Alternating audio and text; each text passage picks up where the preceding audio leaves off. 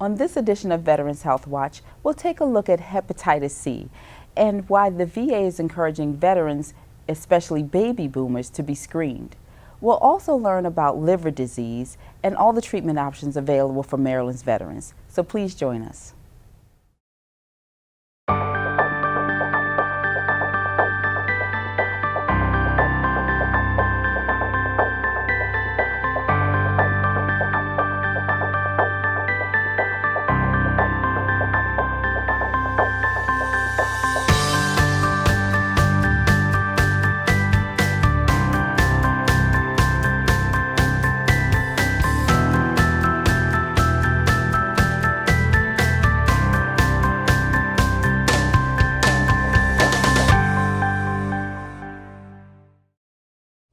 Welcome to Veterans Health Watch, a program sponsored by the Veterans Affairs Maryland healthcare system that provides the latest health and benefits information for Maryland's veterans, their family members, and the local community. I'm Kenya Griffin. VA leads the country in hepatitis screening, treatment, testing, prevention, and research. When it comes to hepatitis C, there are some advancements in treatment for this condition that veterans should know about. Joining us to explain is Dr. Eleanor Wilson, the director of the Hepatitis C Clinic for the VA Maryland healthcare system. Dr. Wilson, thank you so much for joining us. Thank you for having me. I've been looking forward to this segment. I've seen commercials, I've seen banners, advertisements about hepatitis C treatment, and particularly for baby boomers. So we'll get into that a little bit more, but let's get started with a basic definition of hepatitis. What does it mean? Absolutely. I think there's a lot of questions about that because people don't always know. So hepatitis literally just means inflammation of the liver, and that can be due to anything. It can be due to infections like the one that we're talking about, but it can also be due to other kinds of injuries or insults. So when it's due to an infection, we call it viral hepatitis. Okay, and is hepatitis dangerous?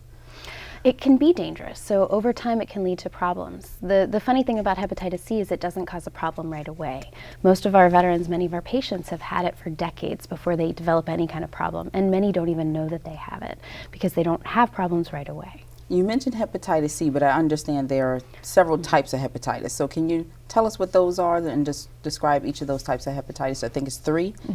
There are more than that, but 3 main ones that we worry about. So infectious disease doctors are endlessly inventive. So we named them hepatitis A, hepatitis B, and hepatitis C. Very inventive. Very inventive. And so those are the 3 big ones that we worry about in our patients. Hepatitis A is mostly just foodborne illness, can be related to usually food exposures, and is an acute hepatitis that in most people doesn't cause a huge problem but can cause a bigger problem. Hepatitis B can be kind of a varied disease, but some people develop chronic hepatitis, and that carries its own problems. But usually people are infected lifelong if they do develop chronic infection. And then hepatitis C, you can be exposed in various different ways. You develop inflammation in your liver, which can lead to scarring in your liver, and later on a risk for liver cancer. So it's something that we really think it's important to test for and look for, because if you can treat it, you can prevent those outcomes. And I noticed that VA is really making a big push to inform veterans or encourage them to come in for screening for hepatitis C. Why such a big push? Why this initiative? Yeah. We have a big push. I think you and I were talking earlier about how we've started doing outreach on buses. There are signs, there are buses, there are billboards. We have signs at the VA just encouraging people to get tested if they haven't been. The reason we're doing that big push is because there's a treatment for hepatitis C now that is very, very effective, and the VA has invested in making it available to any veteran who has hepatitis C. And that's different. Medicare and other insurance companies aren't offering it to everyone right now. There are some restrictions, but at the VA we're able to test, we're able to treat, and we're able to cure the vast majority of our patients. Yeah, so if there are cures out there, we want our veterans to at least get tested first. So you have to be screened first to know if you have it. Yes. And is there a particular risk factor that makes veterans more susceptible to hepatitis C? Can you explain that a little bit more? So why should veterans be concerned? So veterans actually do disproportionately have higher rates of hepatitis C, and we know the risk factors for hepatitis C. So people at risk for hepatitis C if they've had unprotected sex, if they've had blood exposures either through a needle stick, sharing needles, blood transfusions before we screened our blood supply in 1991, those kinds of exposures can put you at risk. Veterans could be exposed through exposures during deployment. If people used drugs while they were deployed, if people had transfusions in the field or other things like that, they could absolutely have been exposed and might not have known it because we didn't have a test until the late 80s, early 90s when that was sort of became available. So if people were deployed before then in Vietnam or Korea or somewhere else, then they might have been exposed and not know it. And I know that the biggest population, or part of our population, are Vietnam era veterans. Absolutely. And I know that the big push has been to get those Vietnam era veterans, baby boomers, Yes. in to get screened. That's really the key. So the current guidelines are that all baby boomers should be screened at least once. Baby boomers are at increased risk for having hepatitis C. People with hepatitis C are 5 times more likely to be from that generation. So it's really, those are the people that we're targeting with our screening. And those are the people who just now might be developing some problems and related to hepatitis C. So it's important to get them treated before they develop too much scarring, before they develop cirrhosis. And who should be screened for hepatitis C? You mentioned some of the risk factors. So we recommend screening everybody from the baby boomer generation at least once. So if you were born between 1945 and 1965, you need to be tested at least once just to make sure. Other people who have actively used injection drugs and ever shared needles, people who snort cocaine, people who have had unprotected sex. Those are the biggest things. We also, though, we've had patients who've had exposures from needle sticks, exposures from medical procedures where they got transfusions, people who've shared a razor or other kind of medical equipment with somebody who has hepatitis C. Okay. And what does the screening involve? The screening is really simple. It's just a blood test. Your primary care doctor can order it. They do a blood test to see if you've ever been exposed and if you have the disease. And then we can get you seen and get you started. Well, we're going to take a short break, but when we return, we'll talk to Dr. Wilson more about the treatment options available for veterans with hepatitis C. So please stay tuned.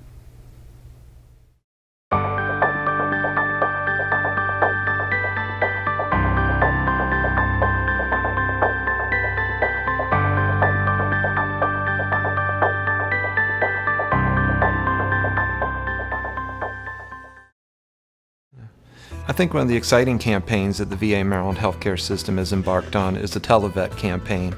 As a veteran myself, I'm really more interested in what a fellow veteran's perspective on their healthcare service is going to be. So I would really encourage all of our veterans who have been to a VA Maryland healthcare facility to tell fellow veterans about their experience. I wish someone would have told me about the VA healthcare years ago. If you see a veteran, ask them if they're using VA healthcare. Make a difference. Tell a vet.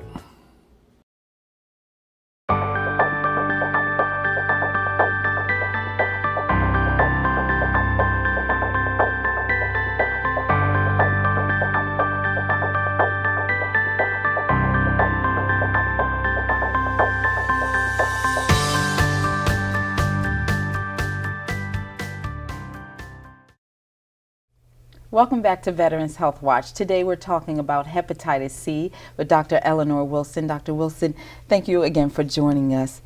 Please describe in more detail what hepatitis C does to the liver. So over time, we mentioned hepatitis C causes damage over decades. So when the cells in the liver are infected, they release danger signals or inflammatory signals and cause inflammation, and that inflammation can lead to scarring of the liver. So the liver cells can be sort of isolated and scarred off from each other, walled off. And that scarring accumulates over time and really prevents the liver from doing its job. That scarring can over time also lead to cirrhosis, which can lead to a risk for liver cancer and a risk for liver failure. And so we talked about treatment, and of course with hearing how severe this can be. Tell us more about the treatment, and you mentioned that it's new. Tell us more about that. So when this disease was sort of first treated, and until really about just 2.5, 3 years ago, the standard treatments were pretty rough. They involved an interferon injection that you had to give yourself once a week and a handful of pills that you had to take every day. Most people were treated for about a year, and it made them feel pretty awful. They felt like they had the flu for an entire year. On the downside, or worse than that, is that they didn't work very well. Best case scenario, about 50% of people would be cured, but that wasn't for everyone. So it really depended on your genetics. Men did worse than women. Some people, it was only 1 in 5 who would be cured after enduring this entire year of therapy. So that was rough. Not everybody would qualify for therapy because it had pretty severe side effects in terms of mental health, in terms of fatigue, anemia, depression. It was just a rough therapy to get through. We had veterans who would say they would rather die of this disease than take the treatment because it could be really harsh. So now we really want to hear about the new treatment. The new treatments, as of October 2014, the standard of care are these directly acting antiviral therapies. So they directly inhibit the virus and keep it from making copies of itself. And that's really how it works.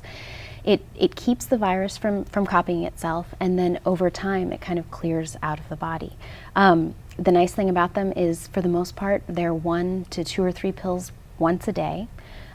They have to be taken for somewhere between 2 and 4 to 6 months, but faster. And they don't care who you are. They cure about 90 to 95% of people, which is astonishing, and it's really a huge change from where we were. So to be able to tell people that this is a treatable and now curable disease is powerful. Yeah, with an available treatment. With an available treatment. And we know that there's a stigma associated with hepatitis C. You talk about the risk factors, and when you see the commercials, you really don't quite understand it, what's going on here. What are you doing to try to fight that stigma, and why do you think there is a stigma associated with it? I think the stigma, I think you say, as you say, it's related to how people get hepatitis C, and I think there wasn't an understanding of what this disease was. So, people sort of colloquially kind of referred to it as the HIV of hepatitis. Once you got it and once it was a chronic illness, up until a couple years ago, it was difficult to cure, and it was something that you would have for your life and might cause problems, might not, but you sort of felt like you were infectious, like you might pose a risk to not only yourself but those around you, and that's hard to live with. The fact that now that this can be cured, to tell somebody that we've been able to eliminate this chronic viral infection that they thought they were going to have forever is powerful. And we talked about how hepatitis can spread. How is it not spread? How can we prevent the spread of it? That's a great question. I think people get so worried. People who have hepatitis are like, oh, am I a risk to my kids? Am I a risk to my spouse? So it can rarely be spread by sexual contact, so we advise people to be careful and to use protection. But for the most part, you don't have to be scared to hug someone. You don't have to be scared to kiss someone. They're not a risk to you. Don't share clippers, don't share razors, because those can share blood, which is how the disease is spread. We screen our blood supply now. The blood supply is very, very safe, so that's not something people need to be concerned about anymore. And it's still a scary diagnosis. If you hear you have hepatitis C, but I know the VA is really good at providing those wraparound services for veterans. So tell me more about the process a veteran goes through once he or she is diagnosed or referred to your clinic. Absolutely. So when somebody finds out they have hepatitis C, or maybe they knew, but they're referred to our clinic to be considered for treatment, it starts with an education class. Let's talk about how the disease is spread, as you say, how the disease is not spread, what is not a risk to yourself or others. They come in, they learn about the disease, they learn about what the risks are and why treatment might be a good thing for them. They learn about how they can avoid further damage to their liver. So people who have hepatitis C shouldn't drink alcohol because that can cause just exponential damage on top of the damage the virus is already doing. So we educate them about that. We educate them about being careful with medications like Tylenol. That we don't, things we think of that can be so safe can be dangerous if you take too much when you have hepatitis C. So they come into a class and learn all of this. They're with a group of peers who also have found out they've had hepatitis C, and we find that the veterans really kind of support each other through that. So while they're in the class, we make sure everything is ordered, and then we set them up with an appointment with a provider. And the provider will see them, go through, are you ready to take this therapy? Do you understand what the risks and benefits are and why it might be a really good thing for your situation? We pick a therapy, we go through, we discuss what the risks are, what the benefits, all of that. At the same time, we can have them sit down, with mental health or with a nurse provider who can talk them through, if you have a new medication while you're on this is how you call us to make sure that it's safe. If you have a side effect, this is how you get in touch with us. These are the kinds of, tests and monitoring that we need to do. We set up all of their appointments so they know when you're coming in for a refill, you're also going to see a provider and get blood drawn. And here's a card with all that information. I wanted to ask you about that next. Once someone starts the treatment services, what can they expect and what support do they get once they're on? And what about the monitoring? So with all medications, there can be side effects. These are so much better. We talked about the old therapies and how you just felt like you had the flu for a year and it could be rough. They're pretty well tolerated, but Any medication can do anything in anybody. So we do have a very small number of people who either feel a little bit tired in the very beginning, people who have headaches, sometimes people have a little bit of nausea or something like that. Most of those side effects are very, very mild and really manageable, so we can usually support people through. It's hard to take a medication every day, and especially some of our patients are younger, aren't on blood pressure medication or other things, and so they're not used to it. So our nurses are great about sitting down and helping you set a cell phone alarm just so you remember every day. And if you take it every day at the same time, it's so much more likely to be effective than if you forget a dose here or there. So they'll fill pill boxes. We have one of our nurses who, a veteran, was having trouble taking his pills. Sometimes he took too many, sometimes he forgot completely. She did basically directly observed therapy, had breakfast with the man every single day for the rest of his therapy so that she could make sure that he would get the medication that he needed. And we recently found out he was cured, so it was really exciting. She's a star. She's amazing. And you mentioned the price of the old treatments and why it was so cumbersome for some people to get it. And yeah. What about a veteran who is getting treatment from the VA? What can he or she expect when it comes to paying for this type of treatment? So the medications are expensive. They're a new and significant step in hepatitis C, and they've been priced accordingly. They're pretty expensive to get.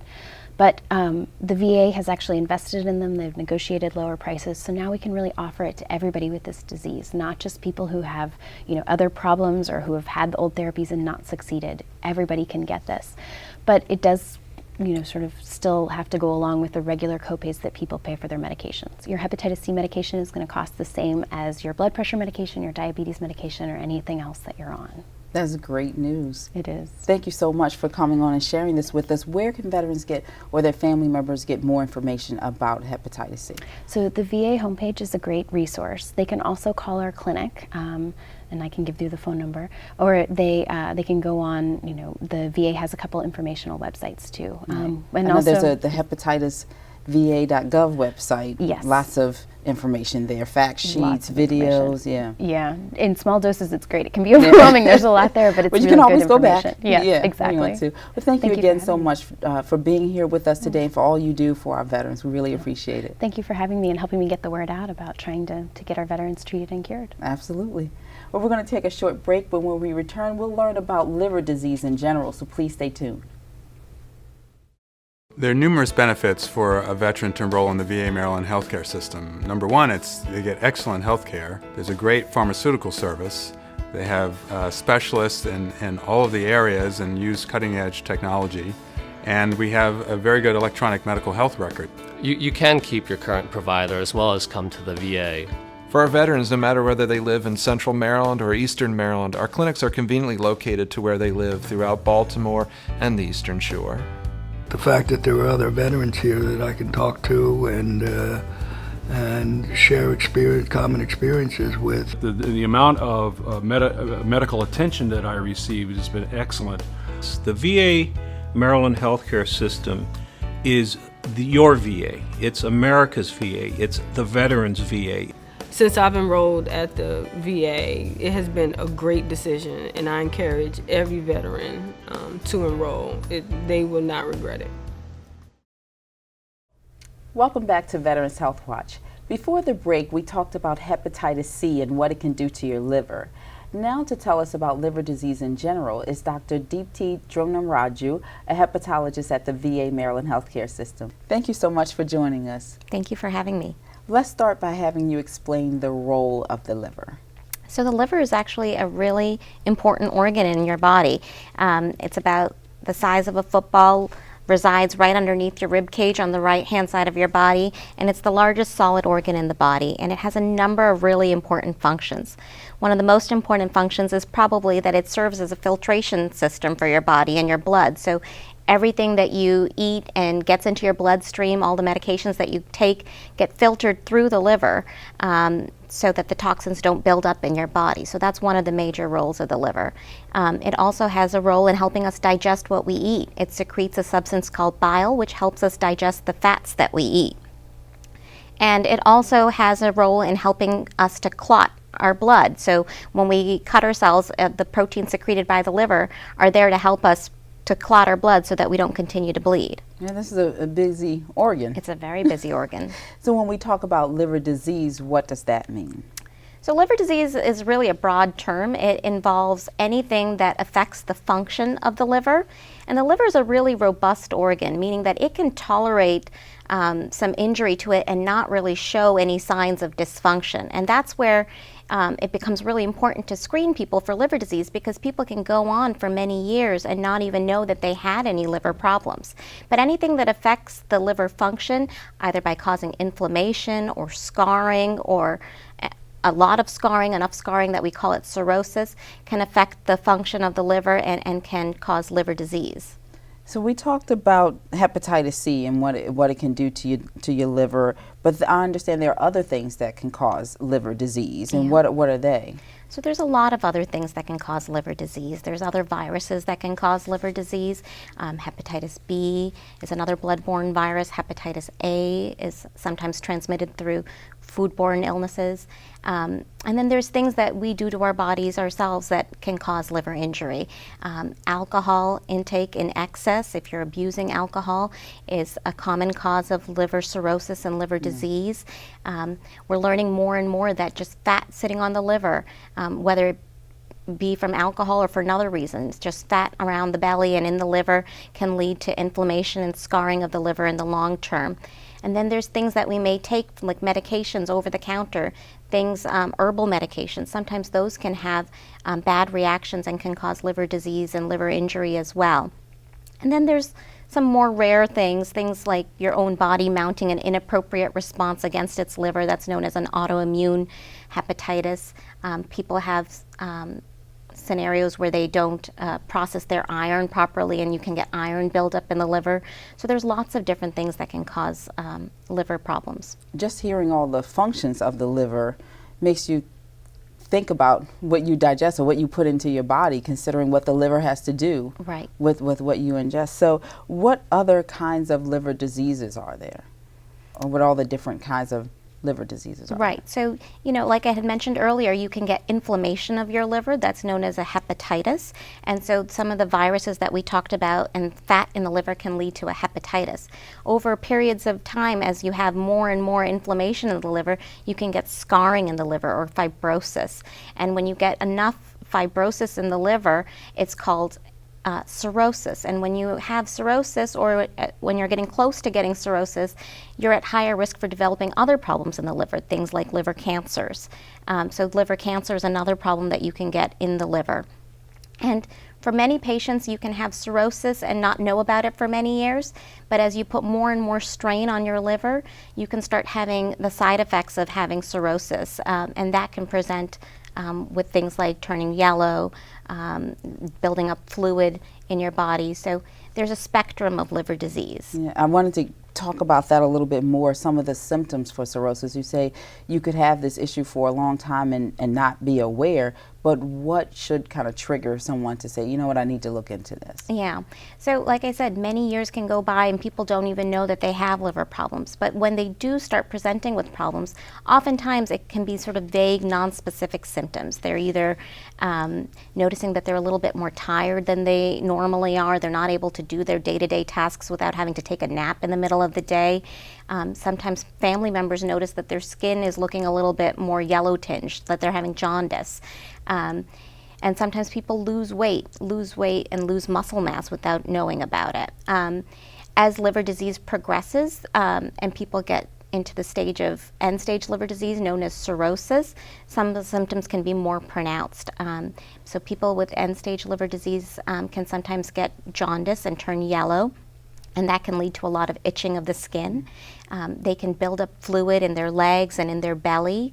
That's known as ascites. And sometimes if they have very significant liver disease, they can have issues with bleeding. So they can sometimes see blood in their stools, sometimes they can vomit blood, and all of those are reasons that you would need to come to the emergency department if those things were happening. And so we want to catch someone before they get to that point. You mentioned certain risk factors, and we've been talking about screening and testing. When do you recommend someone be tested for liver disease? What risk factors do they present, or do you have a standard to say this person needs to come in and be screened?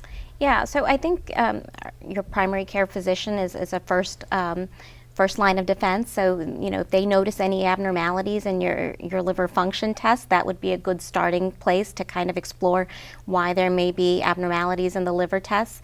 If you have any history of any drug use in the past, then certainly you should be screened for hepatitis C and other viral hepatitis. If you have a history of diabetes or obesity predominantly around the belly area, and you have abnormal LFTs, that might prompt a little bit more of a workup. Liver function test, I'm sorry. That would prompt a little bit more of a workup of that. But really, you may not have symptoms, so you're relying on somebody to screen you, like your primary care provider, or if you have any family history of liver disease, you might seek it out yourself.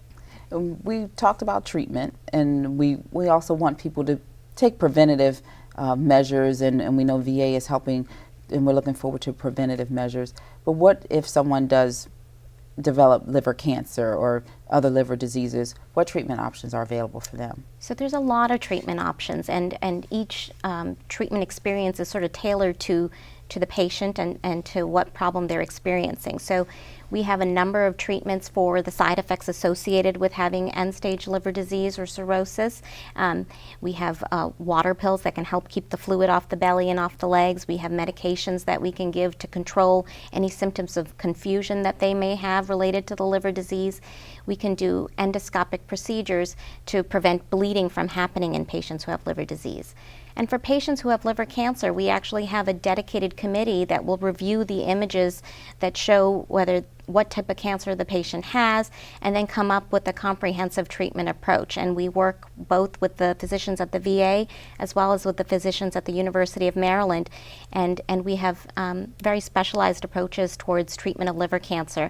The radiologist can apply either heat to burn the tumor directly or chemotherapy directly to the tumor. And in some cases, the surgeon can actually resect the tumor right from the liver directly. And for some patients, we then talk about things like liver transplant as an option as well. Tell us a little bit more about the liver transplant. So a liver transplant is a big surgery, but in which we take out the damaged or diseased liver, or the liver that has cancer, and replace it with the liver from a donor. And it can really be a life-changing experience for patients with liver disease. It gives them a second chance at life. And it takes away all those side effects that they were experiencing from having had the liver disease. It is a program that we offer through the VA, and veterans can be evaluated at the Richmond VA or at the Pittsburgh VA for this surgical procedure. But again, that's not for everybody, and it's something that needs to come to first. You need to be evaluated and discussed, and it's a serious process. It's a big surgery, right? So we don't take it lightly, but it is something that we offer our veterans who are suitable candidates. Thank you so much for joining us today. You've given us a lot of information to consider and for our veterans to be aware of. So we really thank you for all you're doing for our veterans throughout Maryland. Thank you for having me. Well, that wraps up today's episode of Veterans Health Watch. If you have questions about today's show or would like to make suggestions for future topics, please give us a call or visit our website. You can also follow us on Facebook or Twitter. And remember, if you are a veteran or you know a veteran who is not using the VA Maryland healthcare system, please visit one of our medical centers or our website or give us a call. We'd love to serve you. On behalf of the VA Maryland healthcare system, thanks for watching, and please join us next time.